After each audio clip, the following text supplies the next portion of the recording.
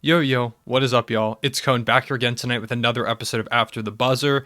Up until about 30 minutes ago, this was going to be a completely different video. The title of this video was going to be about DeJounte Murray, how he's super underrated, and maybe I'll still include that in the title. I'm definitely going to talk about it in this video. But first, we need to have a talk. We need to have a rant because, right now, it is 1:49 a.m. as I'm recording this. I have to be up in about 7 or so hours to drive 3.5 hours to go back to college. I'm on break for Thanksgiving, if you didn't know, but I'm going back up to college tomorrow. So I've got to be up in about 7 hours, and I was like, oh, I'll make sure to get a video up because I didn't get one up yesterday for Thanksgiving. Nothing today because it was my last day until college, and then tomorrow I'm going to be pretty busy, so I don't think I'll get one up tomorrow. So I'm like, I'll stay up. I'll record an After the Buzzer. I'll go to bed. Like, this game will be over around like 1, 12:30 even, and I'll just be able to go to bed. And instead, we had a triple overtime game, which was one of the worst basketball games I have watched in my entire life.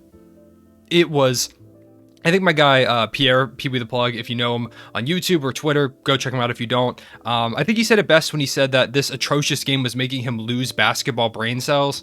I think I agree with that because there's someone out there that chose tonight to be their first night to ever watch an NBA game. And they were like, oh, I'll watch this game, Lakers versus Kings. And they will never watch basketball again after watching how bad this game was. So I have a list over here on my phone of some notes I want to kind of go through just because there are too many events for me to all remember off the top of my head because so many awful things happened. So let's go through them. First of all, no Harrison Barnes or Richaun Holmes, two of the Kings' best players. Didn't have either of them tonight, so that's something that we need to take in consideration. Lakers go into this game. LeBron, AD, Russ, all there. At the end of regulation, they gave up, I believe it was a 13-point lead. Instead of building on it, they collapsed completely, and Alex Len hitting a 3, which he's hit 5 of on the season because they just decided not to guard him at all, was the thing that tied up the game and ends up going to overtime. LeBron James misses a game winner again at the end of the first overtime. And on that possession, as well as many others, both at the end of regulation, overtime, second overtime, triple overtime, whatever you want to talk about, the Lakers offense was hideous. It was horrible to watch. The Lakers run an offense of one guy dribbles the ball and everyone else stands around doing the mannequin challenge and nobody moves. They're just sitting there existing. No one moves. No one does anything. Whether it's LeBron, Russ, AD, whoever's dribbling the ball, no one else does everything. And then every now and again, ooh, let's get spicy. Let's run a pick and roll. Let's try that every now and again. Oh, look, it works. Let's go back to dribbling the ball and doing nothing. On the next, it's horrible. Also, shout out to my guy Kane. He's a Lakers fan. He just DM'd me on Twitter asking me to rip into the Lakers in this video, and that's exactly what I'm doing. So that was their offense, and it's what they've been doing all season. It doesn't make any sense. Frank Vogel, I guess, doesn't know how offensive sets work because he doesn't run any. I don't know if he's the answer at coach. Also, it's not all his fault. A lot of people are going to put it just on him. LeBron and AD were super off. They combined for 214 from 3 tonight. They were both awful. They just kept shooting them, which I don't understand. Russell Westbrook, by the way, one guy I want to give a shout to, he did a phenomenal job. Russ was great tonight. And I'm not just saying that as a fan of Russell Westbrook. He was great. He had a triple-double, and I know people are like, oh, triple-double, whatever, but he was efficient. He gave it his all. He played 51 minutes, the most on the team. He did everything tonight, including we'll get to something later that tried to give the Lakers a chance at the end, but Russ was great. He was the best player on the court tonight. 29, 11, and 11 in 51 minutes. Russ was good. He was efficient. He didn't settle for a ton of threes. He was a great playmaker at the end of the game. Russ did good. So then we get to the end of double overtime, and it's a tie game. The Lakers miss a shot. Probably everyone was standing around. I don't remember exactly what the shot was, but it was awful.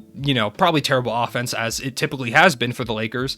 And the Kings walk the ball up the court, don't call a timeout or anything. They go into their offense, and they don't get a shot off.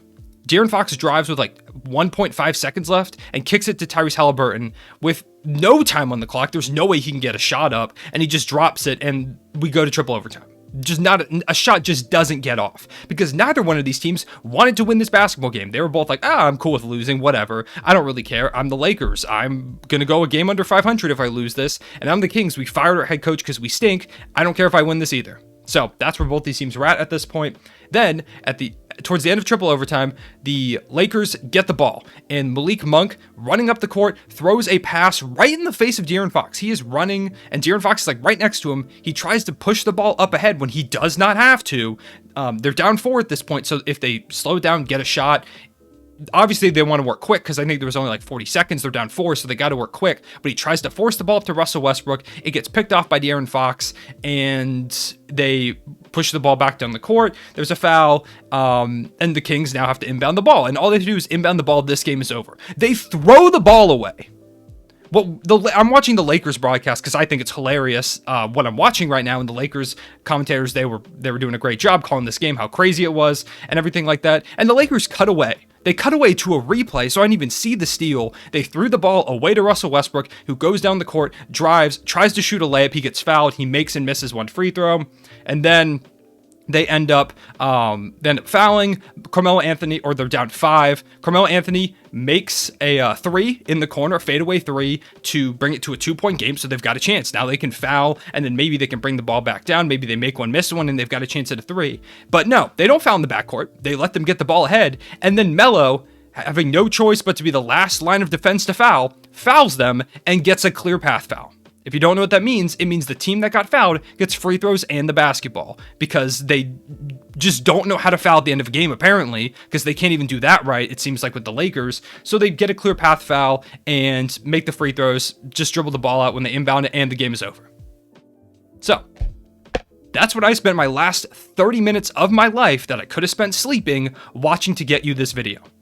It is horrible. The Lakers should not be this bad. They shouldn't be. They've got too much talent.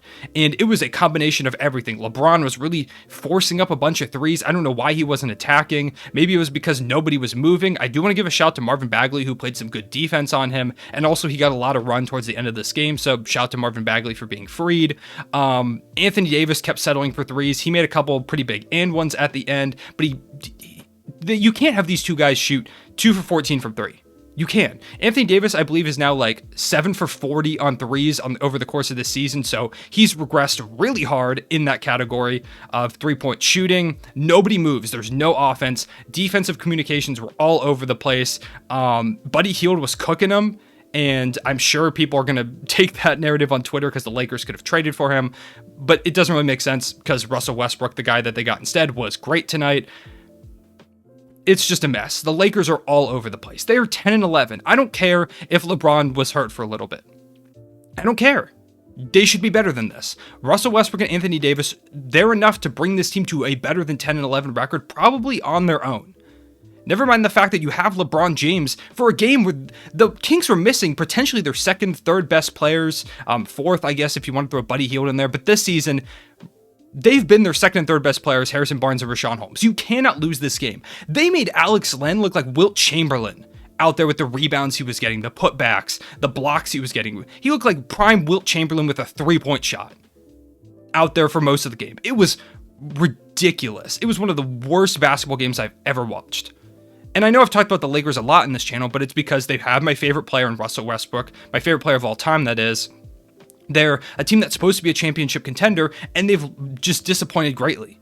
So I have to keep talking about them because they're a huge media presence as well, and because every night it feels like they do something awful. Over a fourth of their games this season have gone into overtime, around 24%, so about a fourth. This one goes to triple overtime. They had a million chances to win this game. The Kings just kept trying to give it back to them. They're like, oh, like they're young and experienced. They've got an interim head coach in Alvin Gentry. They kept trying to give the game to the Lakers, and they said, nah, we're good. We're fine. We don't want it. We don't want this basketball game. We don't need this win, when right now we're pretty much out of the playoff picture. They didn't want it. And I don't really know what else to say about the Lakers. It's horrible to watch them play basketball, and for a team that has 3 incredible talents, it's not working.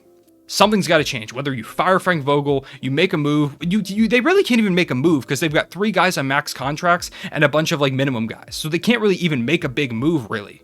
So I don't know what they do. I don't know where they go from here, because right now whatever they're doing is not working. Someone's got to get fired. Something needs to happen. Something needs to turn this team around, because this was their worst loss of the season. Not the 2 losses to OKC where they blew a 23-point lead and a 19-point lead, not that loss, or 26-point lead, not that loss. Neither of those losses. Because this one they had a full team and they had a million chances to go out and win this game. Against a team missing, a bad team, missing their second and third players with a coach that this is like his 3rd game coaching the team. Horrible. Like, I feel dumber for having watched the game. The Kings don't get a lot of credit either because they kept trying to give this one away, but the Kings aren't contenders. Shout out to De'Aaron Fox, 34, 6, and 8 in 53 minutes. He hit some tough buckets. Buddy Hield, like I mentioned, he was awful to start the game, and he really turned it up in the overtimes, and at the end of the fourth quarter, he had 25, 4, and 6, so shout out to him. Also, Mo Harkless left in this game. Terrence Davis fouled out. Like I mentioned, Alex Len fouled out, all before triple overtime, and they still lost. So I ranted about that for longer than I meant to, so this part about DeJounte Murray is probably going to be pretty close. I'm only going to talk about the other games for a little bit, but I do want to give a shout to DeJounte Murray, who continues to be one of the most underrated players in the league. I'm not going to talk about him too much. I think I'll just title this video about the Lakers because I want to dedicate more time to talking about how good he's been. He had 29, 11, and 6 in this game. He scored like 13 points down the stretch for the San Antonio Spurs to help win this one over the Celtics by 8. He is phenomenal. He's making that all-star leap. Right now, if I had to make an all-star team, he is on it with the way that he's been playing, averaging around like 28 and 8. He's a walking almost triple-double every single night, playing great defense as well. He was a guy that many years ago I thought could win Most Improved Player like 2 or 3 years ago, but he kept getting injured. He couldn't stay healthy. And now that DeMar DeRozan is gone, LaMarcus Aldridge, who was here for a while, now that there's no real star of this team, DeJounte Murray has stepped up, become that star, and he's really stepped into the role as the guy in San Antonio. He's doing a great job finally taking that leap that I thought he could make earlier in his career. Injuries are aside, he's playing phenomenal basketball. He deserves a lot of credit. The Celtics, poor effort, awful. They scored like 19 in the first quarter.